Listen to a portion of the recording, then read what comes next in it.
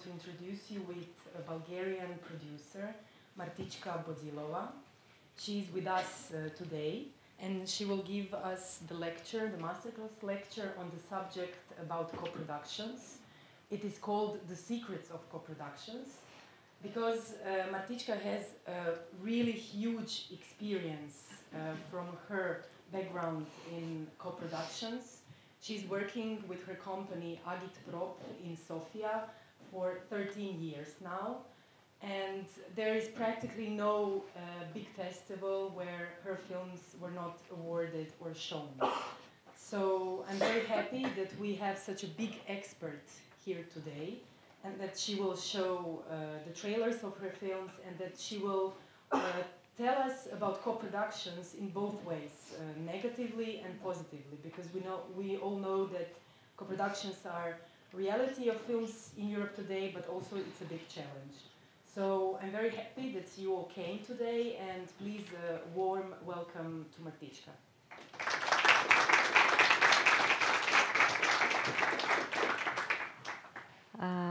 Thank you very much, Vanya. You presented me really nicely. I'm really honored and glad to be here. I haven't been to Zagreb since 9 years. From the time it was the first edition of Zagreb Docs, and my actually first documentary film was screened here in the competition, Georgi and the Butterflies, and it was an amazing experience. Afterwards, I had many films at the Zagreb Docs, also at the pitching, but me personally, I was not present. So this is really, thank you for inviting me. It's a pleasure. I'm not a professional lecturer, so please excuse me for all the mistakes, communicative and body language and everything. And I'm also going to sit down. Sorry for this as well, but really I prefer this to be like informal talk, not only because I'm not a professional lecturer, but also because we are colleagues here, as far as I understood. So let it be just a conversation. I want you to interrupt me at any moment. Please feel free to just ask or stop me if you don't understand something, because I know some people here from before or from this morning, but majority of you I don't know. And if something sounds to you too specific or too professional, please stop me. Or if you want to know more, because I don't want to go too much into detail for something, also please stop me and ask me. Okay, so as you heard from Vanya, I'm a documentary film producer. And the name of my company is AGITPROP. This is our website. And you can see in the welcome, we stated what is AGITPROP. Probably you know very well. But maybe I can start with reading a little bit. Nowadays, the term AGITPROP is used more generically to refer to any form of mass media, such as television program or film, that tries to influence opinion for its own ends, especially if it aims to convince people through agitating their minds with highly emotional language of problems in present-day society or politics, which may or may not exist at all, and so on. Well, so actually, I didn't invent this name. It was two of my colleagues I'm working with, and they're my dear friends, and they're also founders and co-owners of the company. Their names are Boris and Georgi, and actually they decided to call the company like that. And it was a little bit self-ironic because we are post-communist country and we are post-communist generation. And in a way, when we go somewhere and when we say we are AGITPROP, in a way this immediately rings a bell to people that probably we are coming from this part of the world, which was behind the Iron Curtain. So in a way, it was very useful for me when I joined the team and decided to set up the production department.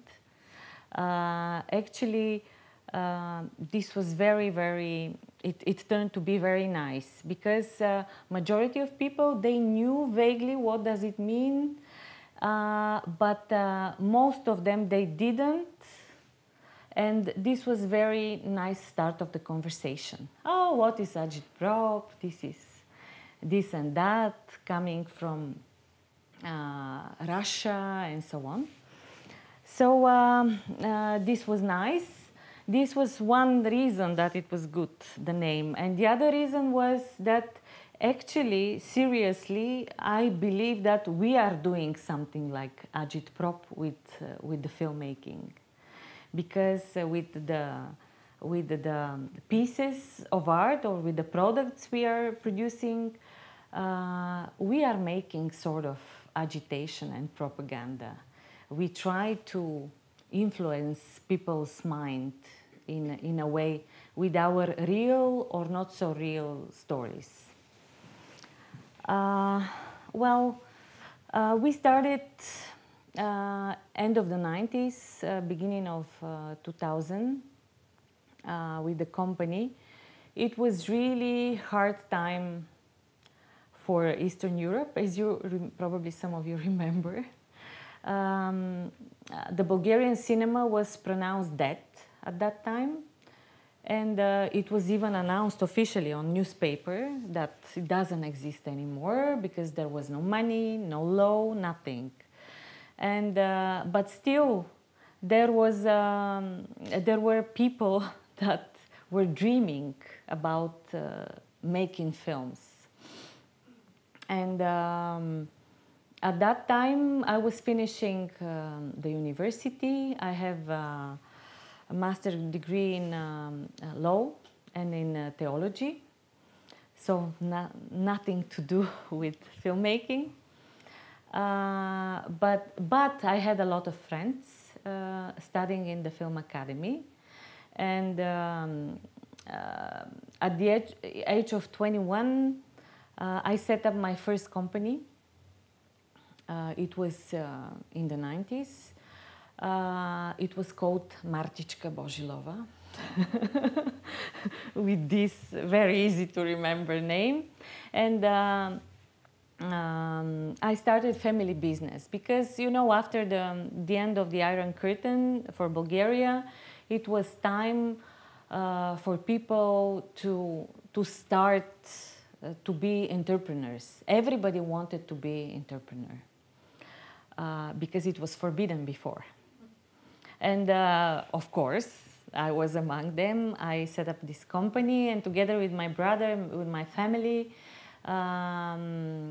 started running a bar. And it was a nightclub, very heavy, because the 90s in Bulgaria were really wild. A lot of criminal stuff, mafia started appearing and so on. So it was kind of a wild experience for probably 4 years. Then we decided that it's not for us. And then I switched to another bar, but I stayed in the business in a way.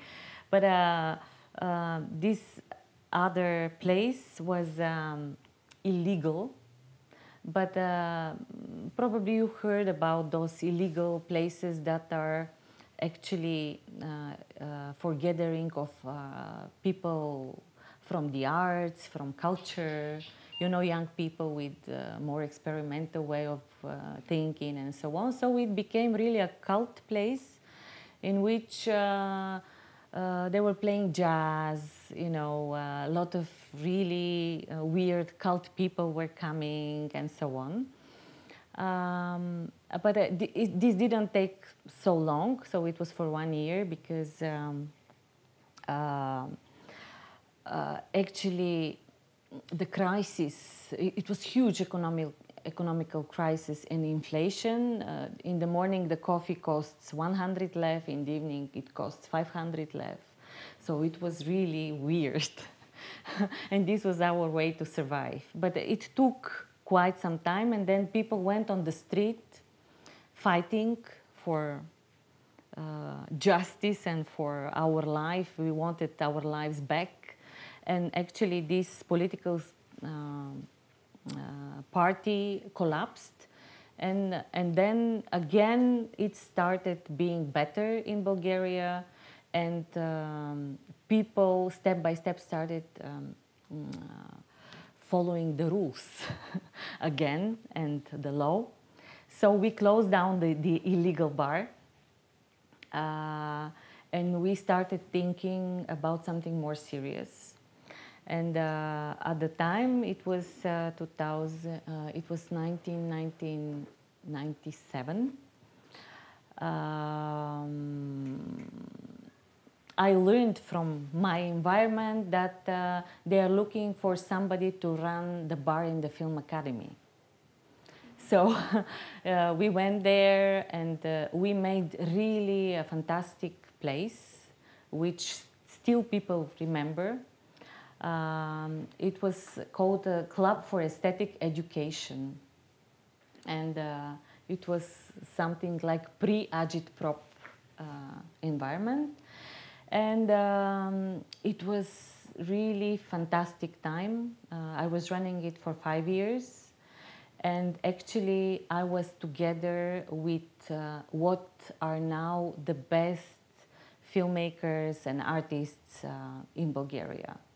So we were drinking and dreaming about how we are going to make great stuff and so on. And I would do this forever, but the political system changed again, and they fired the dean of the academy, and they put a new person, and he decided to break the contract with us. So again, we were like, okay, let's start from zero. But we were already nearly 30-year-old, I was 29. And together with these friends that we developed a strong artistic group.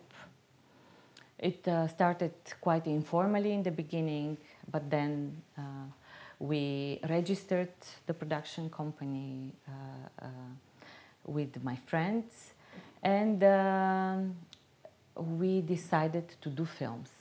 And we were thinking what kind of films, and it was the director Andrei Paunov who appeared first with this idea about documentary film.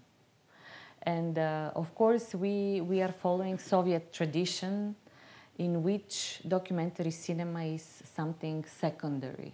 You know, with documentary films, this is still, for some people, way of thinking. That documentary film can prepare the great artist to become a great fiction filmmaker afterwards. You know, some people are still thinking like that. Normally, I've been always thinking that maybe we are going to make fiction films, but we decided to do documentary films because there were no money whatsoever for films, and it was definitely cheaper. And also, it was like you can do whatever you want in this genre. It can be from docufiction to total experiment. It doesn't have to be this classical documentary filmmaking that everybody normally knows. That's why we decided, okay, let's do documentary film first. And with this Georgi and the Butterflies, this was our first film. I'm not going to tell you the whole story. It's a beautiful story how this film happened, because it will take the entire time of the masterclass. But it was really a fantastic fairy tale-ish story, because we went with Andrei, we pitched it at the biggest pitching forum for documentary films. Does everybody know what pitching forum is? Yeah, so we went there, we pitched it, it was amazing experience, and we got the film financed by 7 different countries, by televisions from 7 different countries. And we got also a sales agent there, and it made the film possible to make. And maybe some of you have heard about this film, I don't know. It's not here in these panorama screenings, but briefly, the film is about a doctor that is running a mental hospital. And this doctor has got very strong entrepreneurial mind, and he has different business ideas, and his goal is to involve his patients into these businesses, and this to serve as working therapy. So he developed different businesses, like to raise snails, to make ostriches farm, to produce silk out of butterflies, and so on. So the film follows his business ideas, and every idea fails because he's a doctor, he's not a businessman. And meanwhile, he goes to the lottery station and he plays the lottery with the ID numbers of the patients, and he hopes that he's going to earn the million, and he will finally introduce one of these businesses. It's a bitter and funny story at the same time that everybody actually loved. And this film, after this speech I'm telling you about, this film was selected in Amsterdam at IDFA for the competition, and we won the festival. So this was really amazing start for all of us, really inspiring and encouraging to go on with this.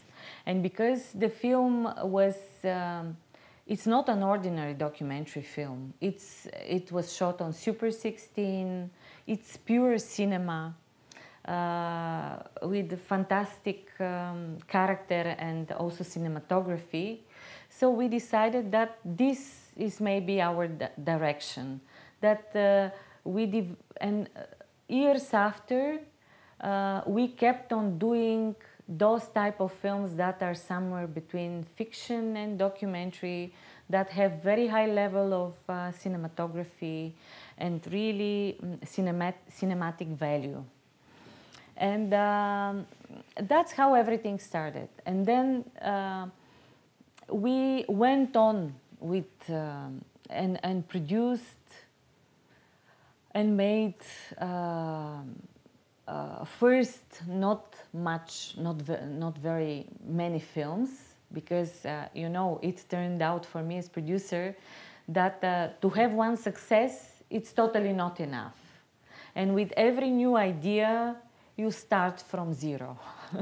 But you must know that. This is like this in filmmaking. Even you think you have even much better idea, you go to your financiers and partners to pitch it, and then they don't tell you, oh, wonderful, the same director, the same team, I'm buying it. No. It's you know, you again have to convince them, follow up with them. It takes really years. The average of the year the years for development of a film for me as a producer is between 2 and 3 years for those type of international films. And what I learned after this first experience is that okay, we are probably strong with this, and we have to go on and develop our films internationally. And this became later on our niche.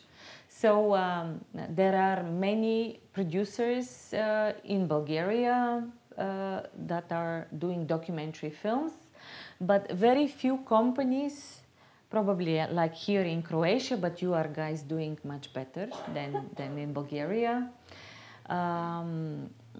So we decided that our niche is to go international. So 90% of our production is international co-production. Even more than 90%, I would say. So what we decided to be our niche became for me my way of thinking and living and working. So me as producer,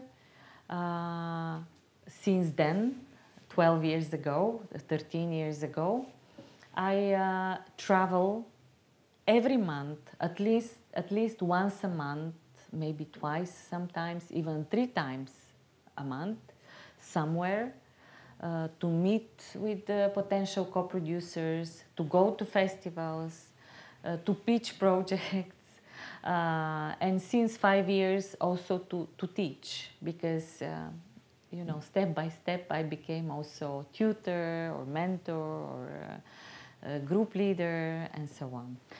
And of course, what I learned about documentaries and their international careers is from different people that I met during these trips. So I decided that if there are so many generous people around that helped me, so I have to do the same.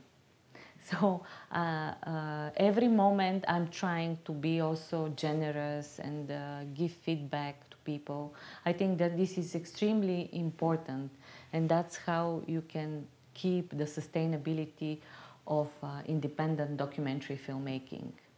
Because documentary filmmaking is always in danger. Because it's an independent voice, it tackles really controversial issues sometimes, and it's provocative. So always there are people in politics, in the country, and especially in media, mass media, that want to close it down in a way. It's been always like that. Well, in a way, I became also an activist for keeping the genre alive. You can see on your television and in the televisions in the world that documentary films are struggling to have slots in it. More and more often you see just films that are formats, more formatted. Even on the German-French television Arte, they don't call it anymore documentary films, they say documentation, which is already a problem, you know. So,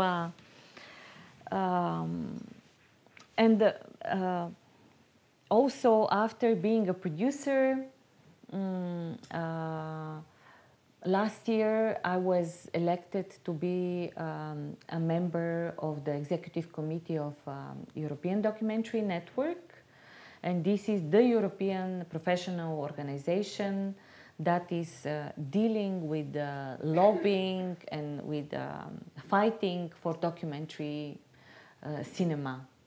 To be on public television, to be in cinemas, to have different platforms for distribution and so on. So I haven't opened this website, but it's edn.dk. Please go there. There maybe the most like condensed information about documentary cinema in the world is over there. Okay, maybe you got tired listening to me, so I switch a little bit on my choices for films. I don't have here the trailers of all my films, but I think the time is quite short, so I'm going to screen a few of them.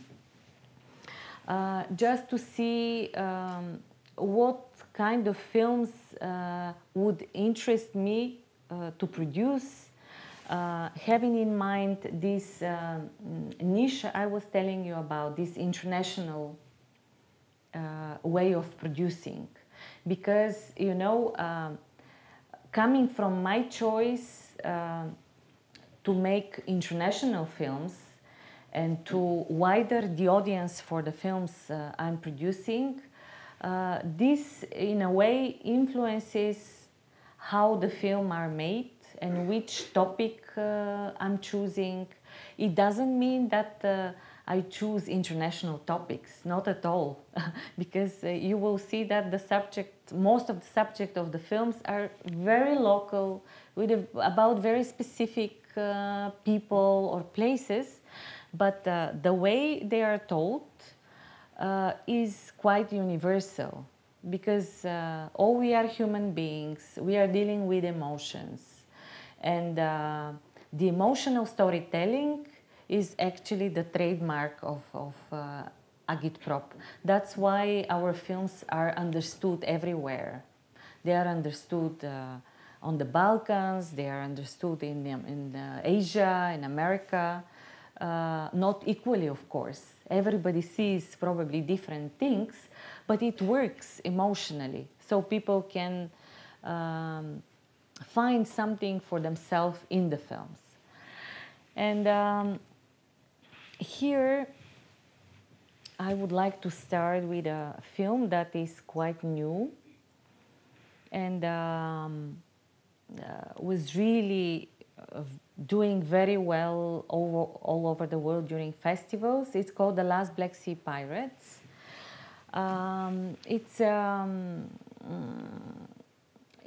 It was a really long-term project. It took us 6 years to make. So sometimes it can happen like that. Sometimes it's only 4 years. But I cannot really say that I produced a film for less than 4 years. So 4 years is the minimum, 6 years is the maximum.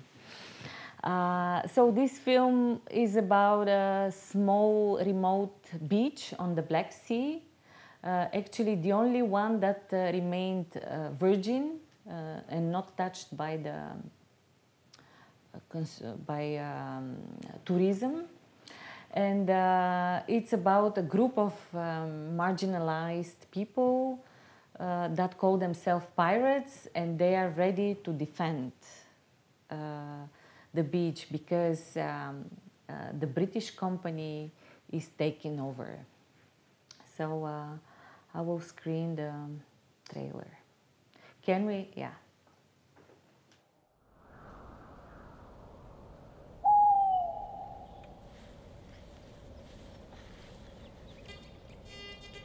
Той е под теб. Там е. Спиш на него. Стари пари. Кървави пари. Ще го намериш, ще го намериш.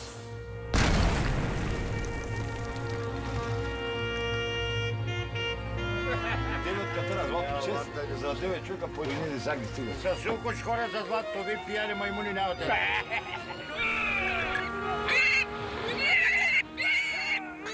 Тигана, хайде! Аз искам да намеря златото. Но тия търти около мен какво ще правят? Ще чакат да им раздават монетки ли? Ще копаят. Ще го дам златото и ще взема една булческа роклята, или? Хайде, чучу, при Иван Жака.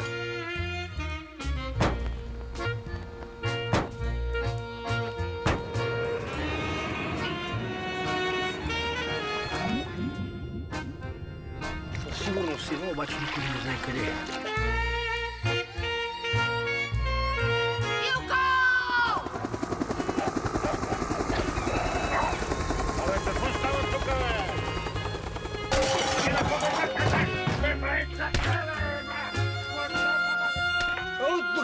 До там закон няма. И няма да има. На никой няма го делим. Това е.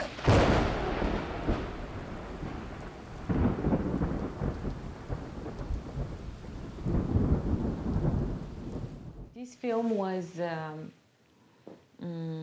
was made following like the same way. I've been doing it for 10 years. It was pitching all over the pitching forums. A lot of people knew about it during the pre-production and the production phase. I mean, people from the international market. And a lot of people were expecting it. The director of the film, he's very, how to say, elaborate and talkative and very interesting in presenting. So easy to remember. So it was very successful marketing in advance. And, but of course, it doesn't mean a lot if the film is not good in the end. And because it's a first-time director, it's a debut of the filmmaker. It took us not only a lot of time to film, but also a lot of time to edit.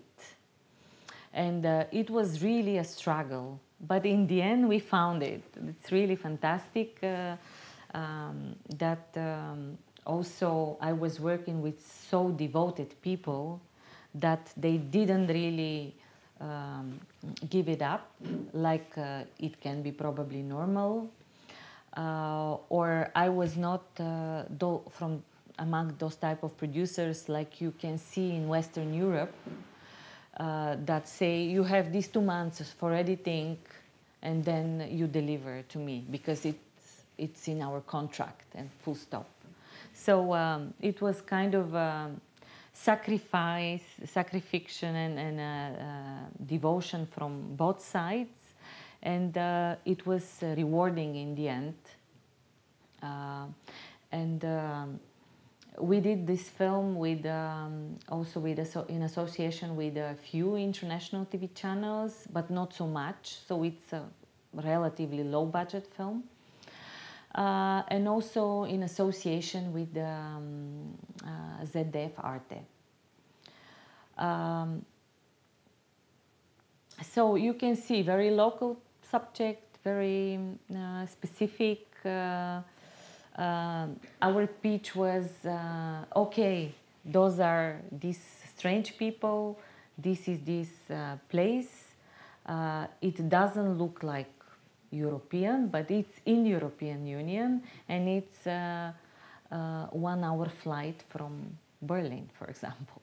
So that's how people were getting curious that, okay, this is something that is happening next door. And now the film is still traveling. The premiere was 2013, but it's still already 3rd year of festival career.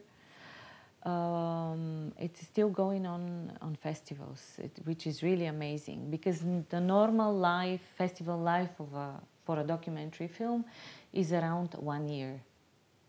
But in this case, it was really the best possible way.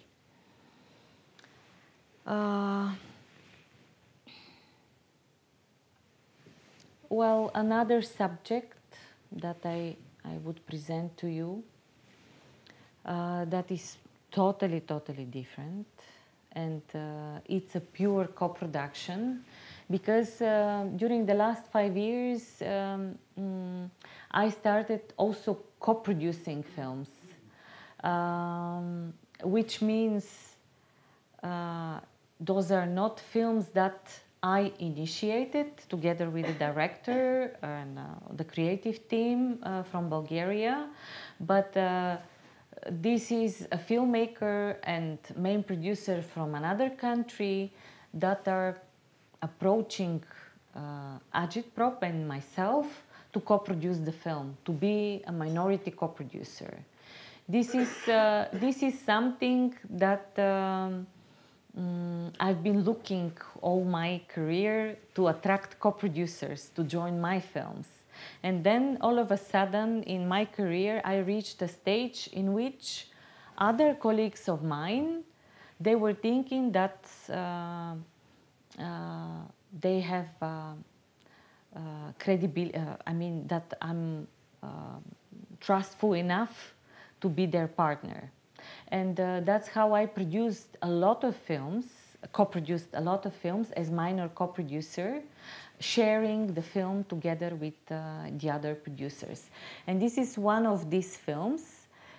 It's called Kismet. I don't know, probably it's familiar to you, maybe not. It's a very regional topic in a way, but it turned to be very successful all over the place, worldwide.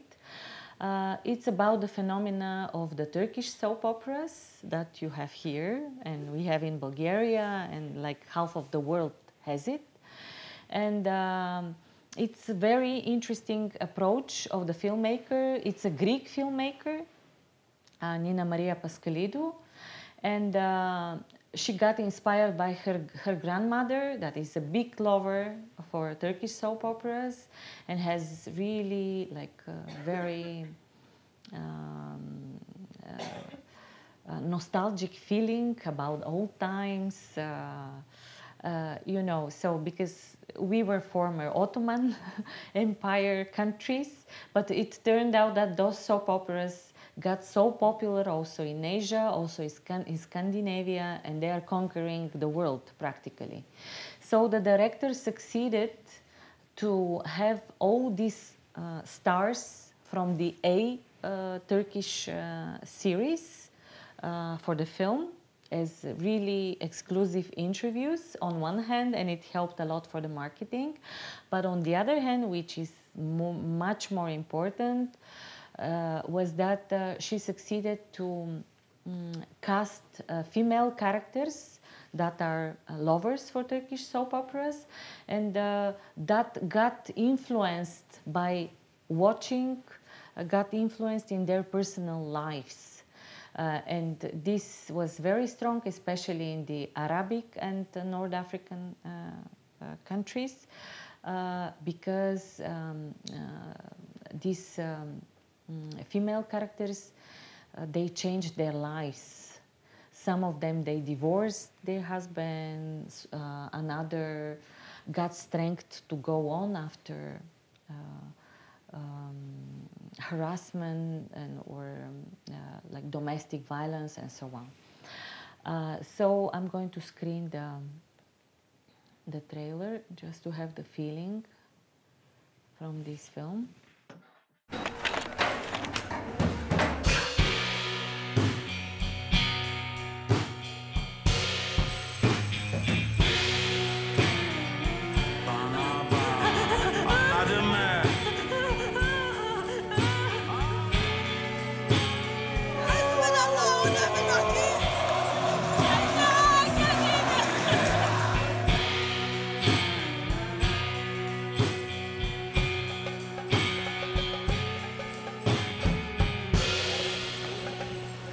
Gümüş dizisinde Gümüş karakterini canlandırdım. Gümüş de buna çok güzel bir örnek. Bir de modern bir kadın, kocasının arkasında değil, önünde de değil, yanında yürümeyi tercih etmiş. Aşk benim için Ferruh, mutluluk, heyecan demek. Bence de Serpil demek. Hayatta erken yaşta evlenen bir kız çocuğu ve görüyoruz da zaten birçok insan artık bu diziyi izledikten sonra daha bir kız evlenmiyor, kaçıyor, gidip polise sığınıyor. evliliği hiç affetmedim. Bir gün boşanacağım dedim ben, bunu bitireceğim.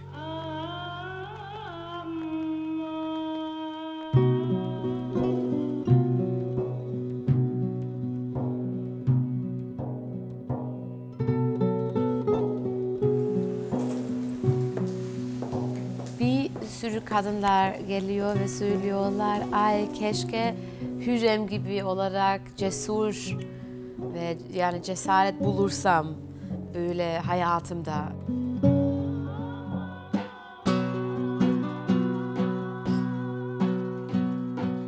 هو في الحقيقة إنه المسلسل التركي أثار عند المجتمع العربي زوبعة تخص العلاقات الاجتماعية بين الرجل والمرأة الاثنين وفي كثير منهم طلبوا الطلاق لأنه أزواجهم. Dolayısıyla da özdeşleşir. Aa ben de geçmişte böyle bir şey hissetmiştim. Böyle birisi vardı. Bak bizim mahallede böyle bir adam yaşıyordu. Çekelim. Sadece bir gece ve $150.000 size. I believe this can create a changing in other countries. I don't know if it's good for them or not, but sometimes even a picture can change us. I think women watch them because they're too fantastical. It's how they want to view the world as. Maybe it gives us the picture that we want to be in the future. We want to be better than this, much better. And we deserve to be much better. This is, I think, a very good example for topics that are wider and of worldwide importance. That we as producers from small countries that doesn't have a lot of financial possibility can be part of. And I find this very important. This co-production is wide co-production, Cyprus, Greece, Bulgaria, Croatia, Arab Emirates. So you can imagine how many partners and people are involved, and the involvement of Bulgaria was that one of the characters of the film, one of the stories takes place in Bulgaria. We were also participating in the post-production of the film, and last but not least, for first time in Bulgaria, we succeeded for this documentary film to have the biggest private channel, TV channel, pre-buying the film, which happens for first time because of the importance of the topic and because of the fact that they are screening half of these soaps on the TV. But still, it was a breakthrough. And do you understand the difference between majority and minority co-production, or do you have questions? Because those two films are examples for both. First one was majority co-production of AGITPROP, and the second one minority. I'm not planning to go too much into details, but if you have any questions, I can answer. You want me to go on? Okay. Yeah, and by showing these clips, I a little bit open also the question about what kind of subjects and why those subjects, because I think this is also part of the so-called editorial line of our company. And I think each production company, especially coming from a small country that produces normally films that are not in English or in one of these famous languages like Spanish or something, that can be much easier to be sold, that we have something really unique that we can offer. And by choosing the subjects and the director to work with, I always think of what is unique about it, what are the selling points, what are the really the things that can be curious for a wider audience. And normally this is not just the international audience, this is also the Bulgarian audience. I mean, so far I didn't have case in which the film I produce goes only international and it is not successful domestically, or the other way around. So this is also part of this editorial line, that we try, you know, documentary cinema is not for mass audience, that's clear. The audience for documentary cinema is more intelligent and probably more educated, but still we are aiming the widest possible in this case. So I'm going to show, talking about subjects and so on, another totally different, but in a way the same direction, that it's unique, it's cinematic, it's a high professional level of film, and it's really award-winning film. So I'm going to show you, probably you've heard about the film Cvetanka. This film, this female name, Cvetanka, and it won Zagreb Docs 2 years ago, 2012. And it's really a beautiful film.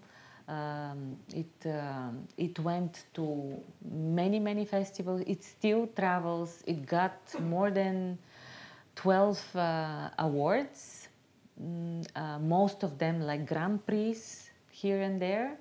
And in 2013 it got selected for MoMA, Museum of Contemporary Arts in New York, for their director's fortnight. So it's a film about grandmother of the director, because this morning we had quite a few films like that.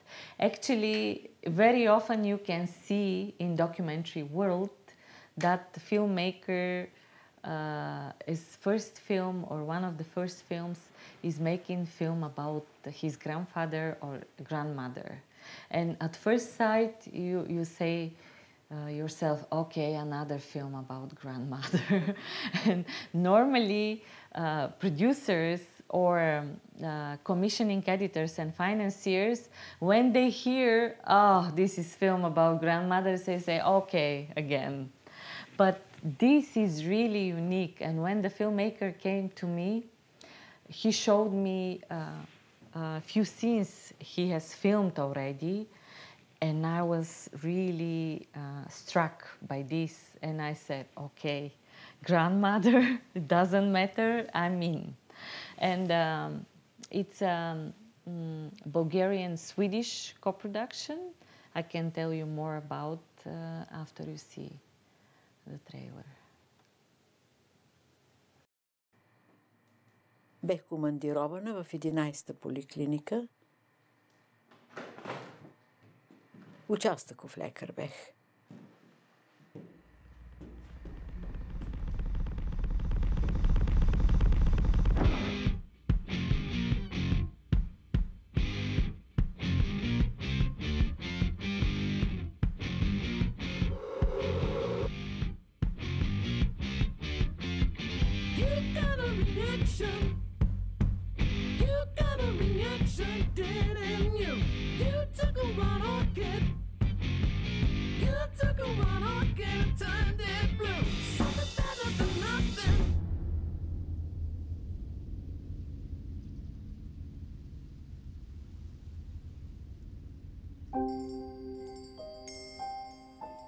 Минавах покрай къщата, гледах я, сядах на някоя пейка в градинката, както и сега по някой път.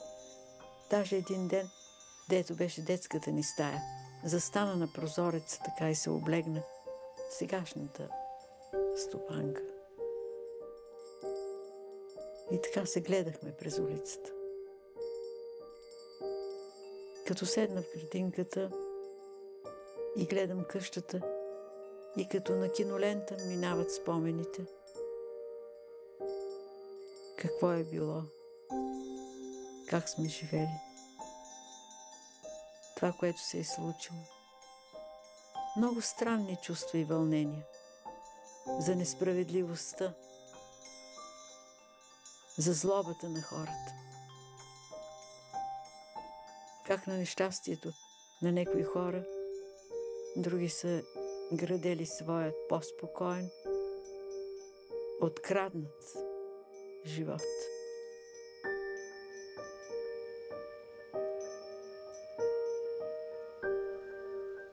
Има неща, които се премълчават, но не се забравят и не се прощават.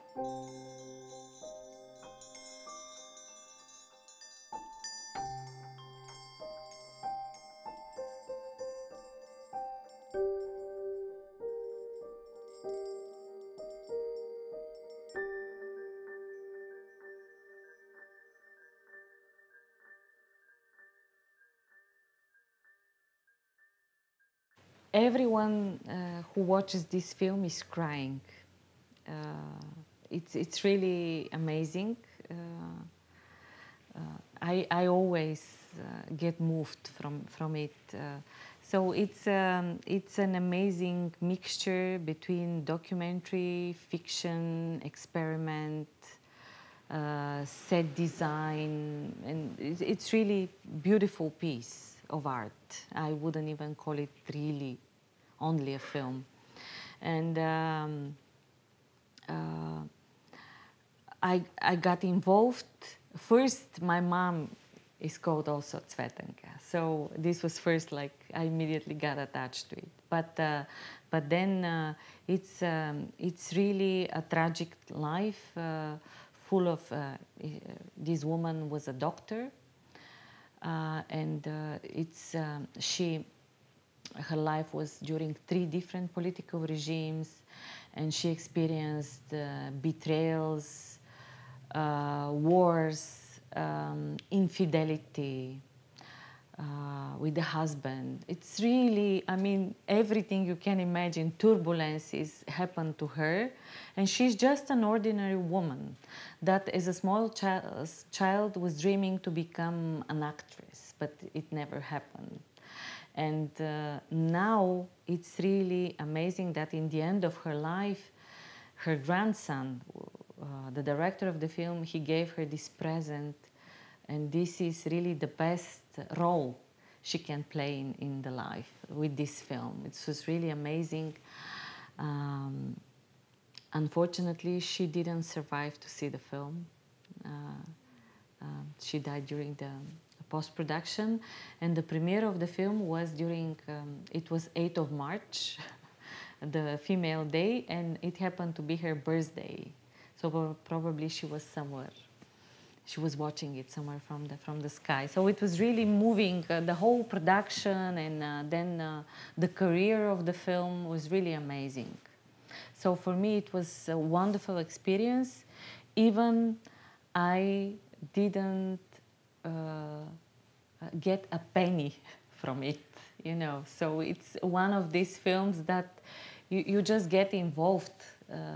Doesn't matter, it's financially meaningful or whatever. You just take the risk and make it.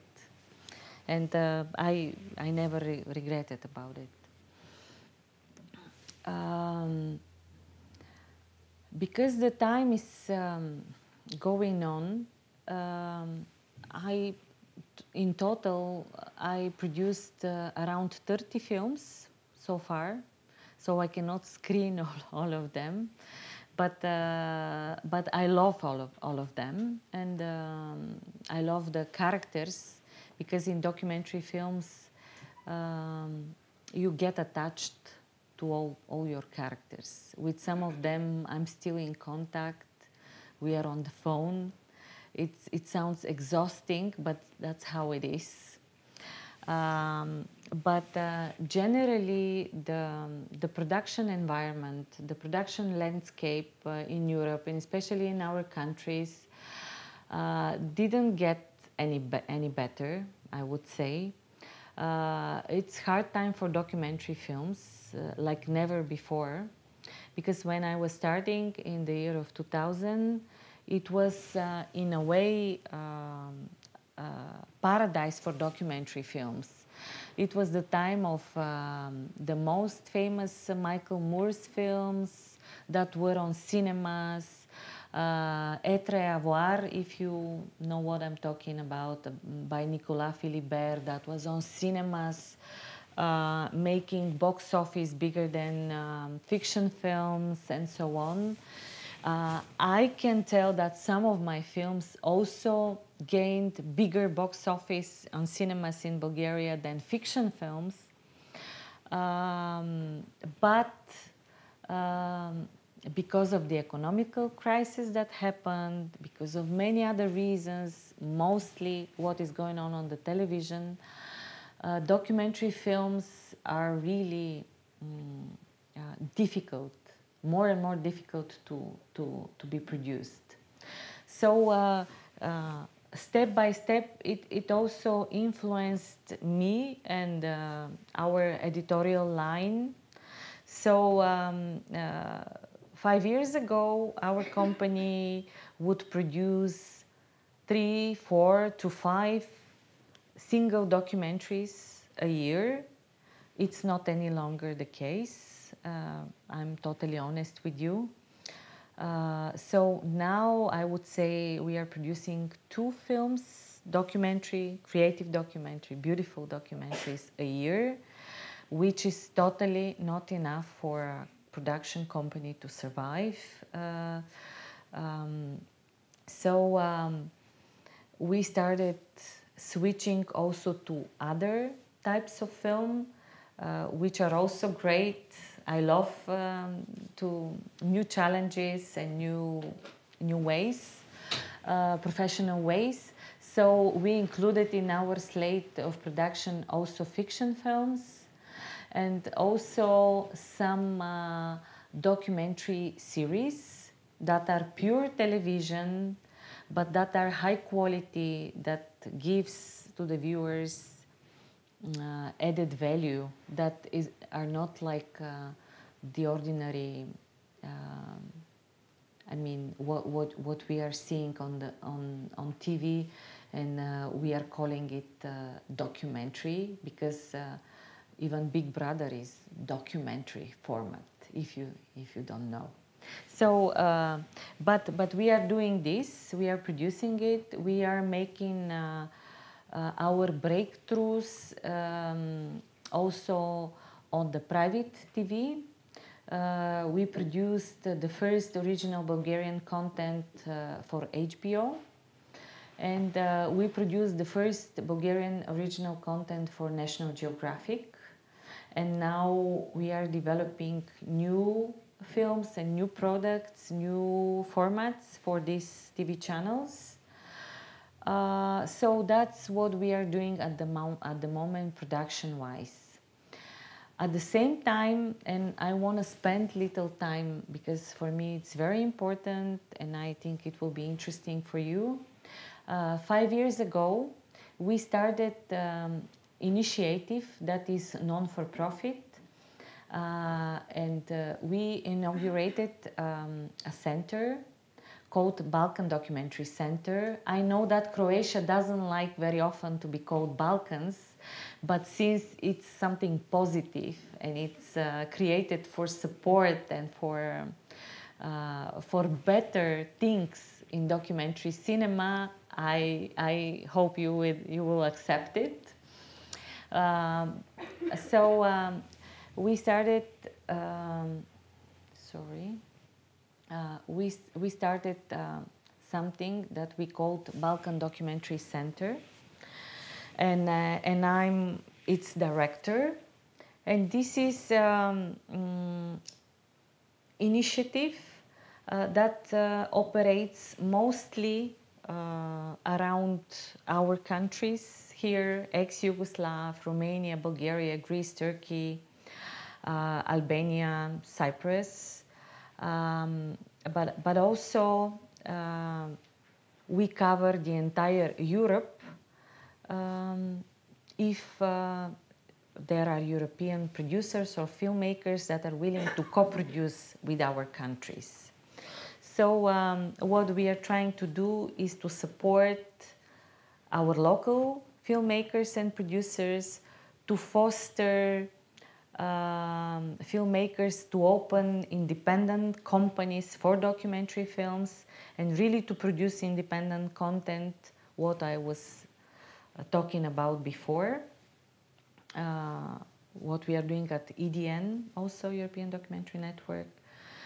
So it's like local EDN, local European Documentary Network, something like Balkan Documentary Network. And we've been existing already 5 years, and we have already quite big network of participants and people that are following us. And within this, we operate mostly internationally. So it's a little bit different than what Restart is doing, because Restart is concentrated here in Croatia. We try to be active all over the region and really working with people that are willing to co-produce internationally, to learn the know-how, how to sell their independent local ideas to a wider market. And we have 2 main programs that are very active for the last 5 years. One is called Discoveries, and it will take place for 6th time, I think. Is it 6th time or 5th time? Sorry. It's about projects in development. And we have call that is announced at the moment, and the deadline, I hope I can open it. The deadline for projects in development is 6th of March, as you can see. So we are looking for projects from the entire Europe, but with the focus on these countries I told you, that are projects in development. We are selecting and inviting team of director and producer to participate in the program. It is in 3 modules throughout the year. The first module takes place in Sofia, and it's concentrated on script development, story development of the film, and you learn the secrets and what is the most important things for the market in Europe, and what is, of course, best for your project. It's very tailor-made because we are selecting only 7 projects. Throughout the years, we had a lot of Croatian projects, including from Restart, because I really think that among our countries here from the region, Southeastern Europe, I think Croatia is among the countries that is doing really well. And the state and the fund is taking care of documentary films, which you cannot see really in the rest of the countries. Bulgaria, it's pretty fine. Romania also, not always, but also it's doing well. But Croatia is really among the first talking about cultural policy of the country. So please go to this website or talk to me afterwards. I can give you some business card and everything. If you think that you are having a project that is at the level of development and that you are ambitious enough to develop it for the international market. We invite wonderful experts to teach, professionals and lecturers that are top producers and filmmakers from Europe and outside. So the first module is in Sofia. The second module is in during DokuFest in Prizren. DokuFest is the biggest documentary film festival in the region. Probably you know that, like in terms of range. I think it's even bigger than Zagreb Docs, or at least similar level.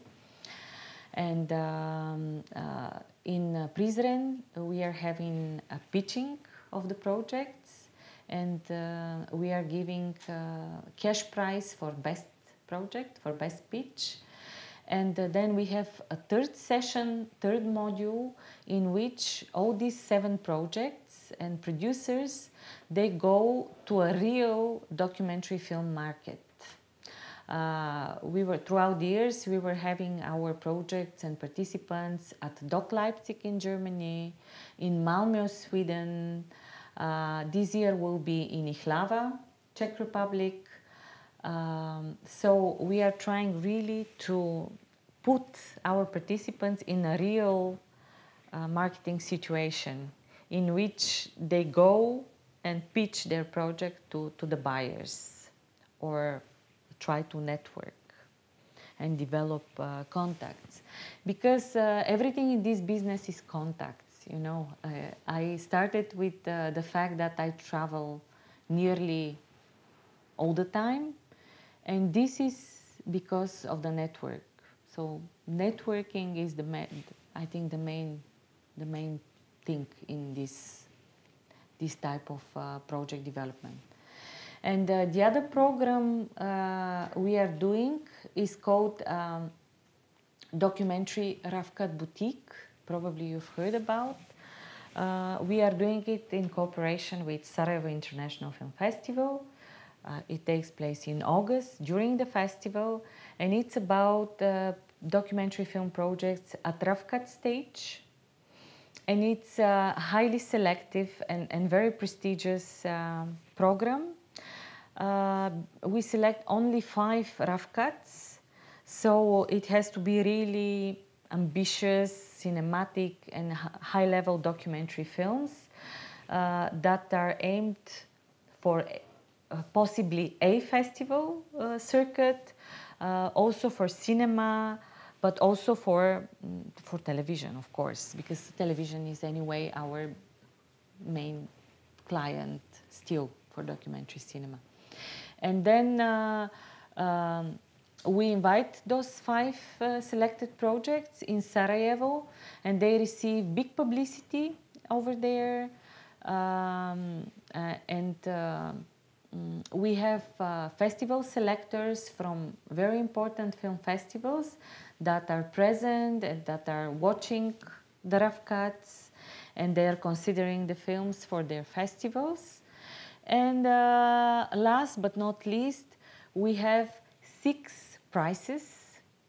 So 5 projects receive 6 prizes.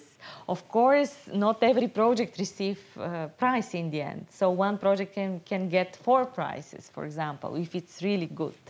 But these prizes are really something, because it's really cash that can help you finish your film.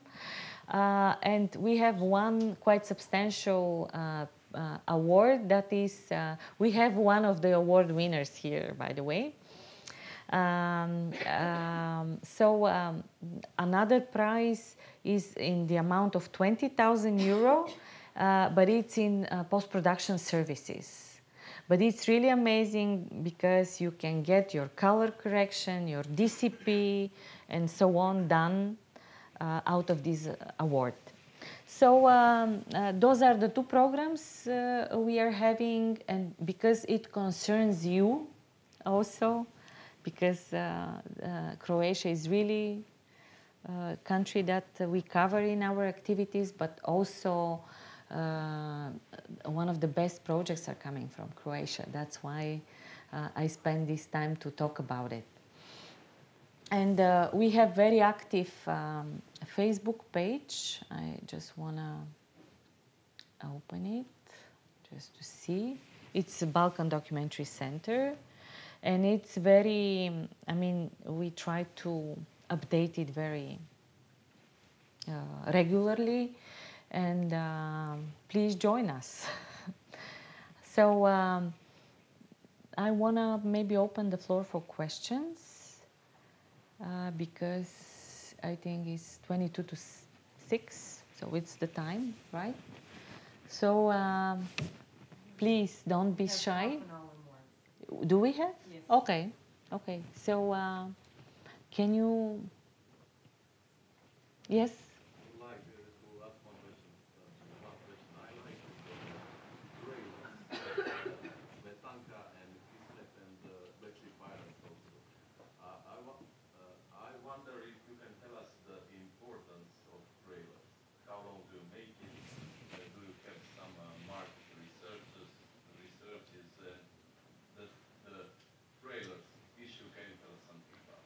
Yeah, well, thank you for this question because I think this is a very important question.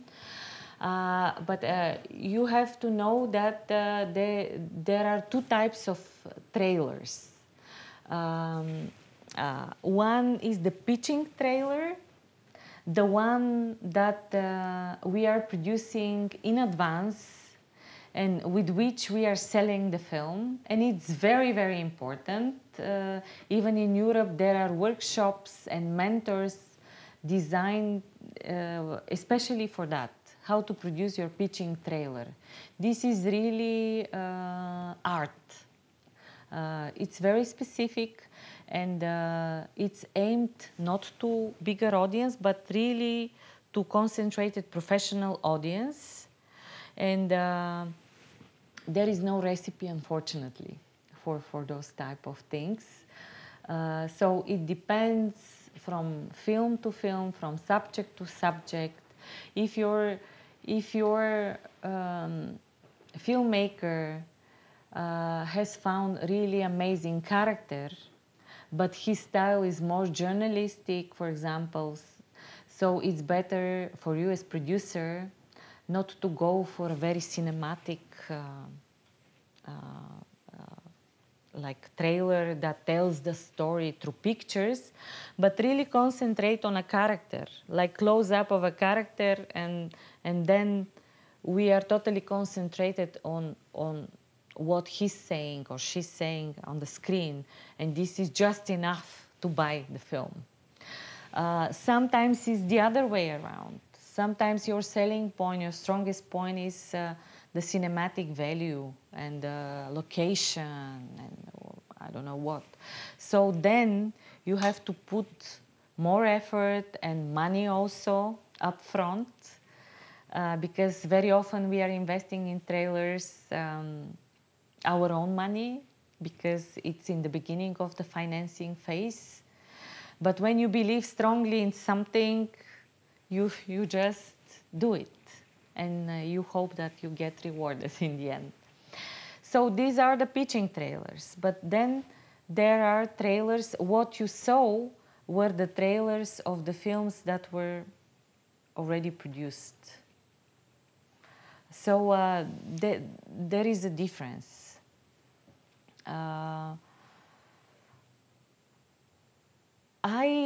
I'm not that type of producer that take a lot of risk, I must say, but still I have one example of a film that I financed entirely in advance, and then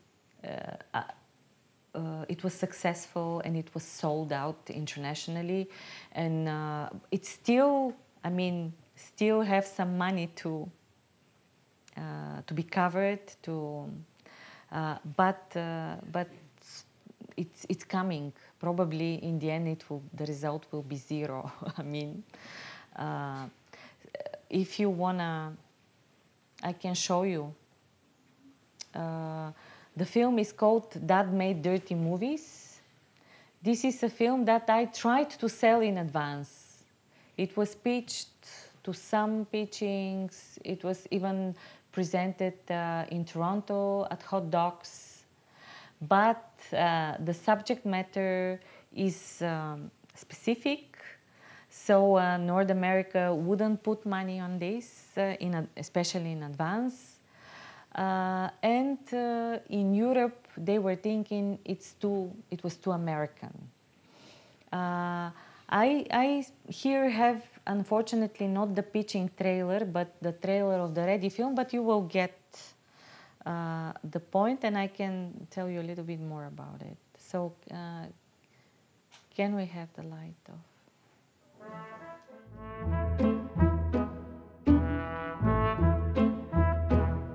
As young children, we knew that Dad made movies. We didn't know what kind of movies. Dirty movies is what we called them then. Just grew up with it, so you don't think there's anything wrong with it. It was kind of cool. I mean, they were, especially to, a teenage boy, that's kind of cool. When you're junior high and people say, what do you do? Oh, my dad makes dirty movies. And they're like, really? And you're like, yes, he does. And you bragged about it, and everybody thought that was the coolest thing.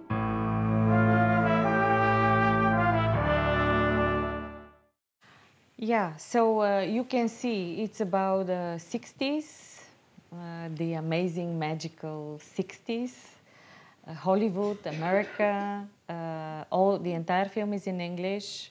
So I had enough reasons to take the risk. And I was very lucky that somewhere during the development and the filming, ZDF Arte joined the film. So it was not that the entire risk was on me, but let's say 2/3 of the risk was ours. In Europe, it happens quite rarely with those type of films, those scale, because it's quite costly. I mean, to film in America, to have crew in America, to get all the permissions in America, and to acquire all these archive, including the music, it's costly. So that's why I dare to give this example, because normally documentary filmmakers, it's all on their own risk. I mean, they take the camera, they go, they find the subject, they film. It's totally fine. Now even some films are made out of your smartphone, and they are award-winning films. So, but I'm talking about a film that has this value that you cannot escape, and it's really something. I mean, it's money. I don't know whether I answered your question. But also the trailers afterwards, after the film is produced, they are very important. Even in documentary films, there is no definition what is a trailer for a film that is already made. It's not like in fiction that you see this 30 seconds or 1 minute amazingly done film that in Hollywood, there are separate companies that are producing only trailers. And this is a big budget, a big part of the budget for the P&A, promotion and advertising for these films. We don't have this budget, not at all. So we don't have the recipe. It's just our own feeling. Sometimes we do it with the producer, but it's not necessarily. Sometimes it can be the producer that is doing the trailer. Also the pitching trailer, it's not necessarily to be done just by the filmmaker, because it's a marketing tool. So it has to be done at least with strong participation of the producer. Yeah, that's why the trailers for the ready films can be, as you saw, 2 minutes long, 2 minutes and 30 seconds. It can be whatever length. It's fine, and audience is fine to watch it, because we have quite good results of this trailer on YouTube. So there is audience for this. Doesn't matter, it's not short enough. Yeah, I hope I answered your question. Do you have other questions?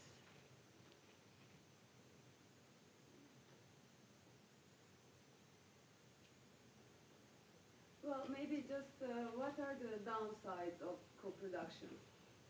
What is the bad side about looking for an international partner? Is there any bad side? You know, it's not that I invented, but I can quote what Roberto Olla, the director of Euroimage. Euroimage is this European organization that is supporting European co-productions, and it's a finishing fund. They give a finishing percentage of your budget if it's an international co-production. So he was saying European co-production is something wonderful, but it's better to escape it if you can. So, you know, every co-production has two sides. One is this positive side that you ensure audience for your film, you ensure best awareness about your film on international level. Maybe you succeed to arrange a very good opening at a very good festival for your film because of your co-production structure. Sometimes it can happen because if it's international co-production, you can be you can much easily attach international sales agent, and sales agents and distributors. They are very well connected with the festival circuit and so on. It's not a secret. So those are the positive sides.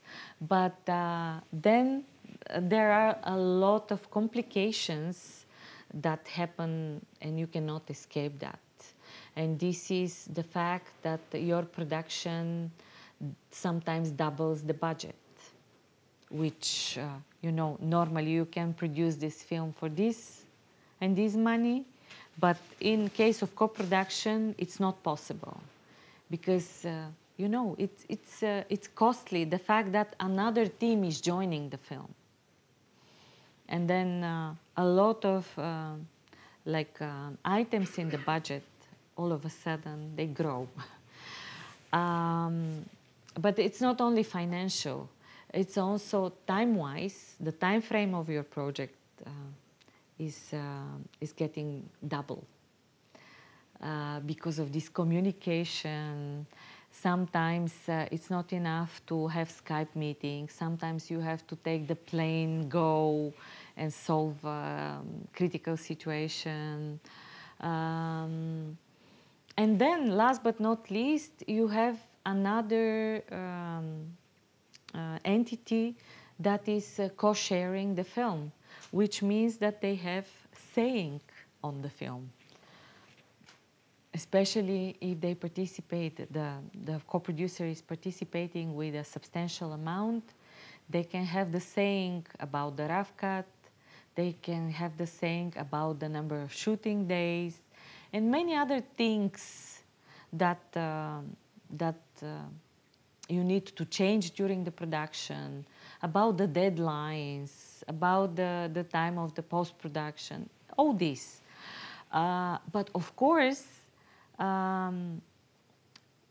that's why I travel so much, that's why I meet so many people, because I start to develop my own feeling about my future partners. So my advice would be, yes, go for co-production, but first make sure you know who you are working with, because it's a human business. And whatever complication happen during the production, if the person is reliable, if it's a nice person, if you are, so to say, on one tune about the film, and you have pretty much sharing one and the same values and taste for film, then everything can be solved. And then co-production can be even fun. So, well, after so many years of experience, I can tell you that I've been quite lucky because so far I can mention 2 examples.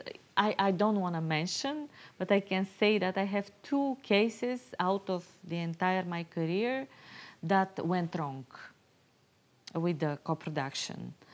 And this is something very specific, and you know, you have to be a little bit diplomat, you have to be a little bit generous, and to understand different cultures, because in different countries people have different flow, you know, and way of approaching things and stuff.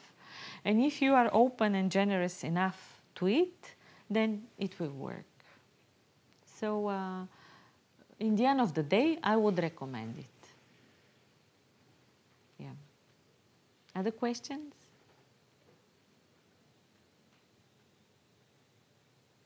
Yes. On TV, you mentioned the series, documentary series that you are working on for National Geographic. Can you say something about it? What does it look like and what are you actually doing? Yeah. Well, in the case of National Geographic, it's an original idea, concept. It's called Explore Bulgaria. So it's for a Bulgarian audience. And it's kind of a documentary series following different locations, different places, and but still, even it's an original concept.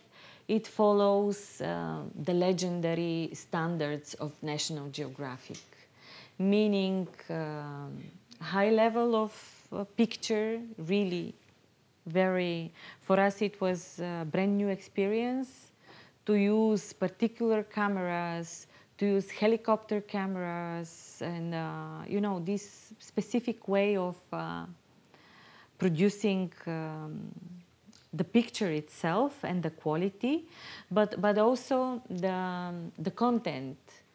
Every piece of content, because you know, National Geographic programs are dealing with facts, historic, geographic, and everything. So every fact has to be confirmed. There is a Bible, the National Geographic Bible, that is developed throughout the years, because you know that National Geographic was the first of that type of television that provide really reliable content, that it's 100% true, and you can follow and believe.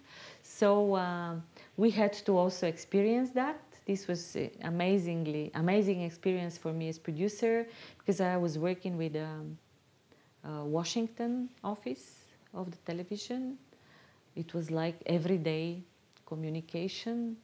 So it was really, really interesting experience.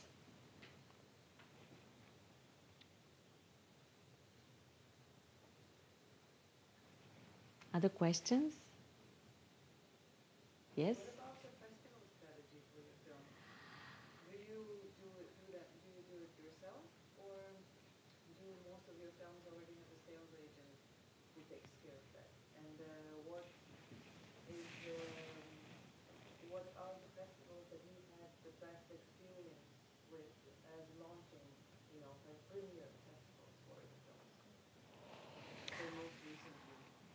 Yeah, it's a very good question, because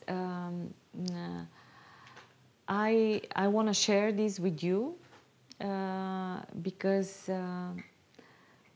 I'm coming from a small country in the corner of Europe, and none of the festivals is really having a Bulgarian movie as on top of their lists. You know, we have to admit that we are small countries, small industries, without so big lobbies on European or worldwide level. And talking about this, and from my experience, I would say that this was, for all my films, my personal effort, sometimes together with my directors, but really mostly my personal effort to try to push each film for a festival to open. And then, of course, for all of you, it's clear that if you have a very good festival opening, then it's easy, because it's like a domino effect, you know. Once you open at a good festival, then festivals start calling you. It's really amazing. I'm not saying that it happened to each of my films, but I had quite a lot of experiences like that. So this is extremely important for creative documentaries to have festival career. It helps a lot for them to be sold, or for the sales agent to be attached to the films.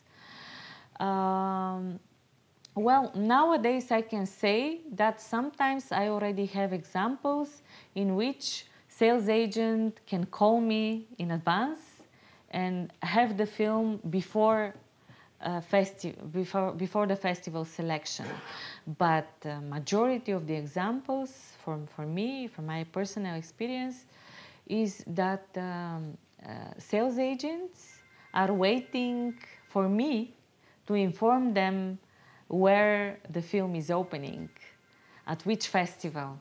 And then if it's Toronto, if it's HotDocs Toronto, or it's Toronto International, or Cannes, or Berlin, they immediately jump. They are, I mean, in 5 minutes I have the contract on my email. So, but that's the reality. I mean, I'm not critical about it. I'm pretty aware about the market situation and the reality we are living in. So I know that in each case I have to do really strong personal effort for the film to be selected.